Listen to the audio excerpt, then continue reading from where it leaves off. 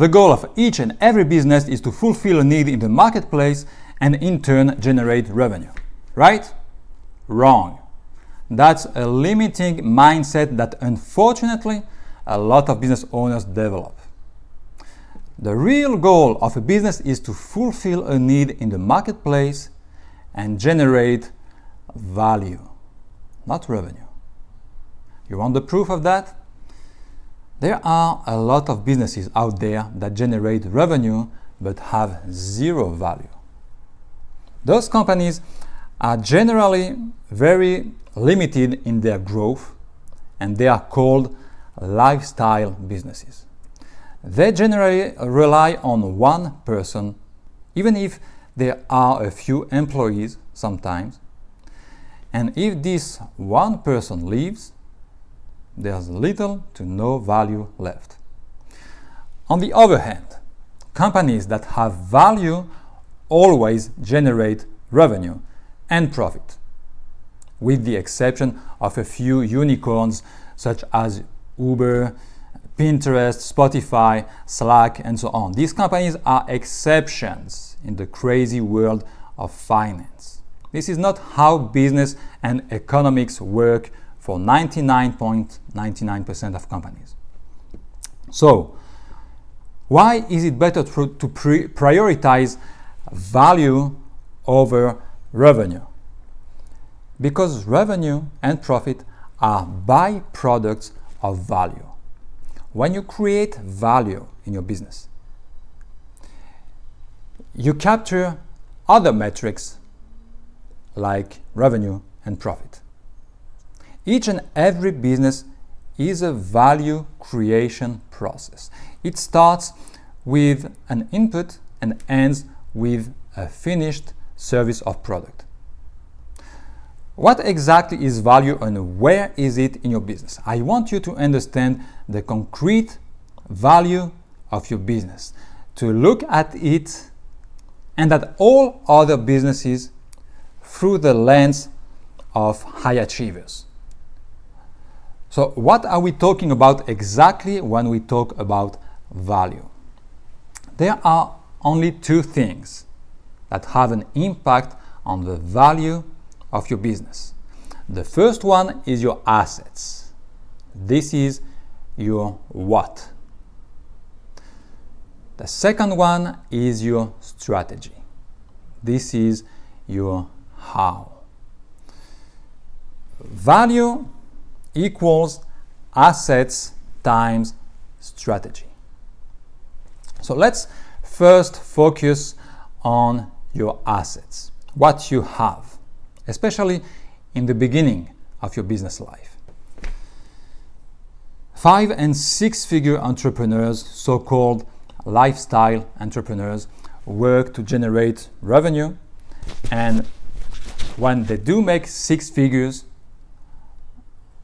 most of them get stuck there forever. And that's the direct result of this revenue mindset. On the other hand, 8- and 9-figure business owners work from the very beginning to build assets. Such a philosophy has a tremendous impact on the speed at which their businesses grow and their schedule. What an 8-figure or 9-figure business owner works on has nothing to do with the activity of a 5- or 6-figure business owner. So what is an asset? An asset is a resource that has been created or bought by the company to increase its value by generating revenue. Regardless of your industry, there are 13 possible assets. Let's list them all. They are all in the book. So first of all, your brand. That's the experience that you offer to your customers.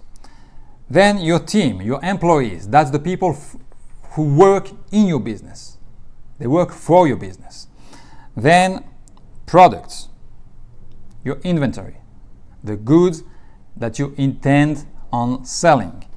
Then your services, your knowledge. This is the invisible, intangible value that you provide with your ideas, your insights, your experience, your particular point of view.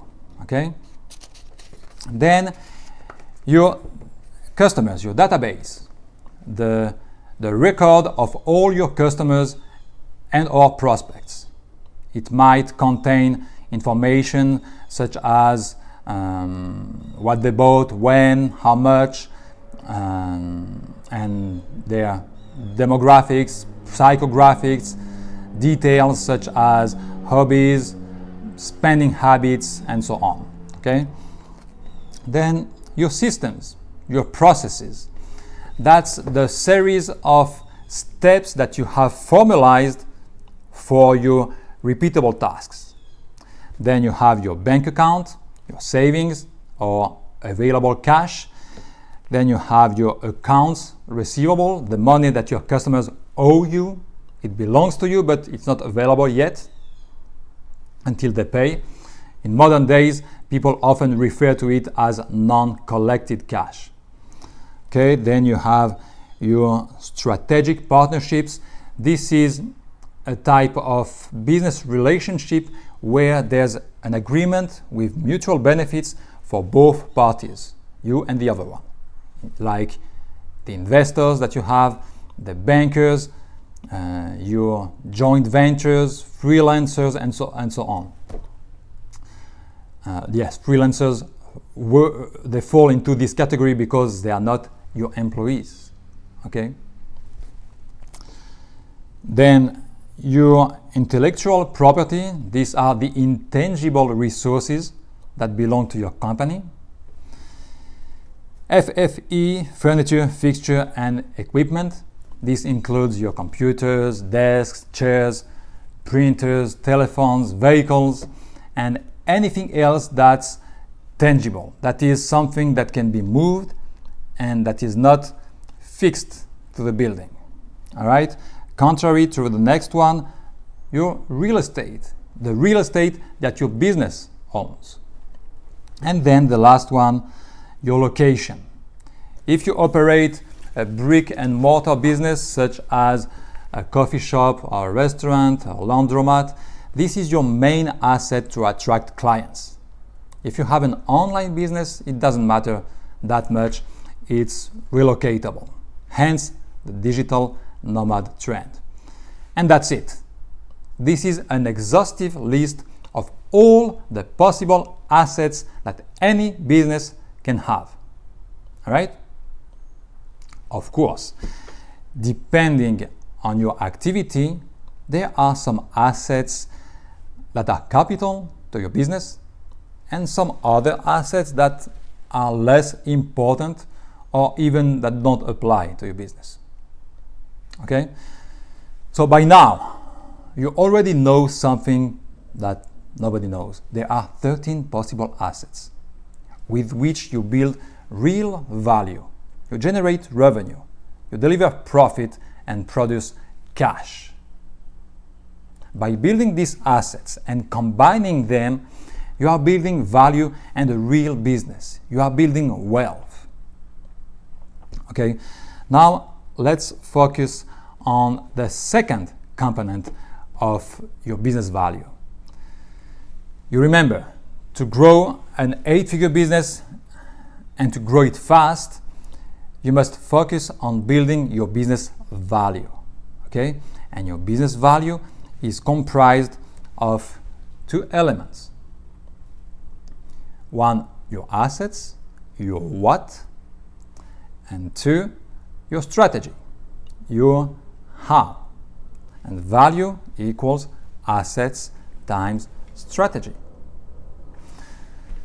Unlike your assets, your strategy doesn't appear anywhere on your balance sheet.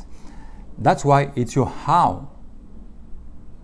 Actually, to be accurate, it's what I refer to a macro how, not a micro how. Okay, a micro how is about the tactics. while a macro how is how you manage your assets and deploy them. Just to be clear, there are two major elements regarding the management of growth in your business. And I'm sure you already know this, but as a reminder, there's one, your strategy, and two, your tactics. Strategy is creativity and externally focused. Strategy is irregular and long-term. Senior management, vision, working on your business. Tactics are analytical and internally focused. Irregular and short-term. Middle management. Implementation, working in your business. All right? Remember the famous Art of War where Sun Tzu wrote that strategy without tactics is the slowest route to victory, but tactics without strategy is the noise before defeat. So to grow your business and to grow it fast, your business needs both strategy and tactics. The more your company grows, the more time you should personally spend on your strategy and delegate more of the tactics until you spend your time only on strategy, all right, and delegate all the tactics. When I was working on my 5-figure and low 6-figure business, I was focusing on the tactics, the micro how, until the day I realized that I had to model the strategy, the thinking, the macro how of the highly successful people around me, and not the tactics. When I realized that tactics didn't deserve 100% of my attention, for me, that was a 180-degree paradigm shift. Look around you. People that are stuck below 100K a year always talk about tactics because they devote most of their time to tactics. Who are the people who buy books or courses about running Facebook ads, YouTube ads, setting up email campaigns or automation, optimizing Instagram accounts and so on? 90% they are 5-figure business owners, and the other 10% are low 6-figure business owners. That's why if you hear the noise around you, you hear Facebook ads are the best on one side and nothing beats YouTube ads on the other side. You hear SEO promoters and webinar defenders and organic traffic advocates and email marketing, and so on and so on. And every day you hear somebody saying, forget all this. This is all outdated. Let me tell you the only thing that works right now. And of course, this is all bullshit. The reality is that any tactics work fine when it's well done and when it's appropriate to your strategy. And the one thing to remember is that you personally work on your tactics until you reach around 100K a year in revenue or around 10K a month. Okay? At which point you delegate the implementation of your tactics to devote your time on things that matter the most. Watch my video called From 6 to 7 Figure for more details on this topic. I haven't personally implemented any tactics in any of my businesses for maybe 15 years because I don't need to. It's a waste of my time. I leave it to the experts that I trust. Okay, people who spend their time on Facebook, YouTube, automation software, CRMs, funnel softwares, and so on. I'm not in the business of marketing. I'm not a tactics expert. I'm in the business of business. I'm a business expert. And the same goes for all the high-performance business owners that I know. To be in the business of business, you need to have a solid strategy. That's how the business world works. And that's the right mindset to have. The first mistake entrepreneurs make when they start from scratch is to jump right into the tactics without any semblance of a strategy, without a framework. And the second mistake that they often make is that they switch tactics as soon as it's not working right away, instead of testing, tweaking, and improving, like for a while, for about 3 to 6 months. Okay? Again, remember this. Your business value is the main thing to focus on. How? It's your assets, what you have, your what, combined with your strategy, your macro how. Nobody knows it. That's your real life MBA course of the day right now.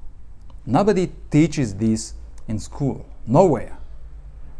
I'm giving you evergreen knowledge coming from real life 8-figure entrepreneurs. And by the way, that's real mindset. The right mindset is not about motivation, positive thinking and crap. It's about knowing how to look at your business and other people's businesses, because you are in the business of business. How to look at your activities, how to look at your schedule, how to know what to work on and when. Nobody talks about this. While you can make a massive difference by adopting the right mindset, by having the right vision. As for tactics, there are plenty of books and videos and courses, paid, free stuff, whatever, about tactics.